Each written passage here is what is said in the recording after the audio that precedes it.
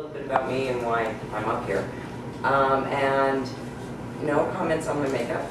I am not a makeup artist. I have no makeup artist background. And I spent all of, I don't know, 5 minutes applying it today in the sulfur heat.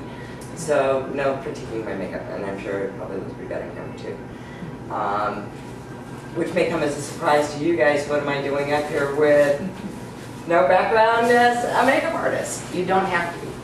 I actually have a very varied background and got into this by accident. I have a scientific background. Originally, when I started out of college, I wanted to be a doctor until I took organic chemistry and said, okay, well, now I can't get into med school because I don't have the grades. But I always had enjoyed science and stuff like that. I got my master's in business. It was in entrepreneurship. Let me give you an idea, timeline-wise, what you're looking at. The first thing you have to do before you do anything else is find out what you want to do, why you want to do it, figure out who your market is going to be, and what kind of income they have. Are you going to be a low-priced, mid-priced, high-priced? All those kinds of things are going to make a difference in your sales. It's the economy right now. People are sample queens.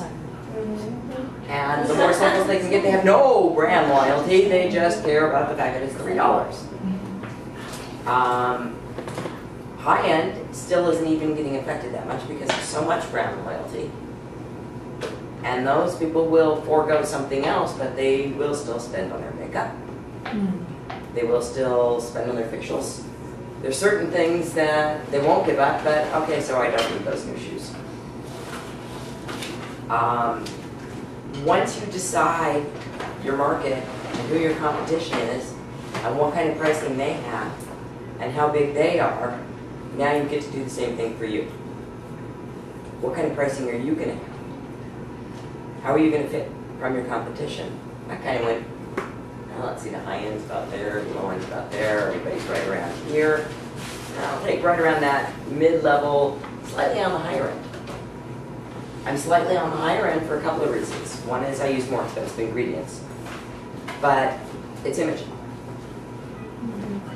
And because I'm catering towards an older market, image is more important than if you're catering towards 20-year-olds who love really bright eyeshadows.